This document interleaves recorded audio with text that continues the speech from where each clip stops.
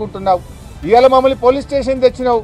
ఇక్కడ బాధ కానిస్టేబుల్ కానీ ఇక్కడ అందరూ బాధపడుతున్నారు. ఏమంటున్నారు హోంగార్డులు? నేను అధికారంలో వస్తే 3 నెలల్లో హోంగార్డులను పర్మనెంట్ చేస్తా, రెగ్యులరైజ్ చేస్తా అన్నావు. సార్ हमारे तरफ पलट के भी नहीं देख रहा रेवंत रेड्डी. जब तो बोला 3 महीने में रेगुलराइज करते बोल के बोला, लेकिन हमारे तरफ पलट के भी नहीं देख रहा रेवंत रेड्डी అని హోంగార్డులు వాపోతా ఉన్నారు. మా కానిస్టేబుళ్లకు రావాల్సిన 4 సరెండర్ లీవ్ పైసలు పెండింగ్ లో ఉన్నాయి.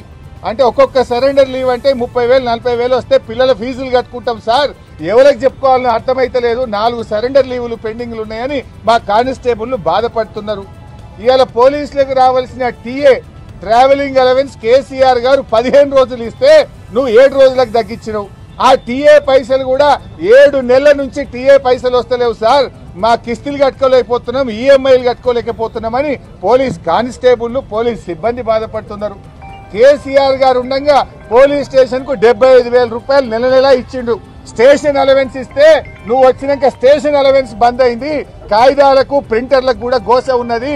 సీసీ కెమెరాలు పనిచేయకపోతే రిపేర్ చేసే దిక్కు లేదని పోలీసు వాళ్ళు బాధపడుతున్నారు. ఎవరిని ఉద్ధరించినావు నువ్వు? పోలీస్ స్టేషన్కి వస్తే కూడా ప్రజలు ప్రతిపక్షానికి బాధలు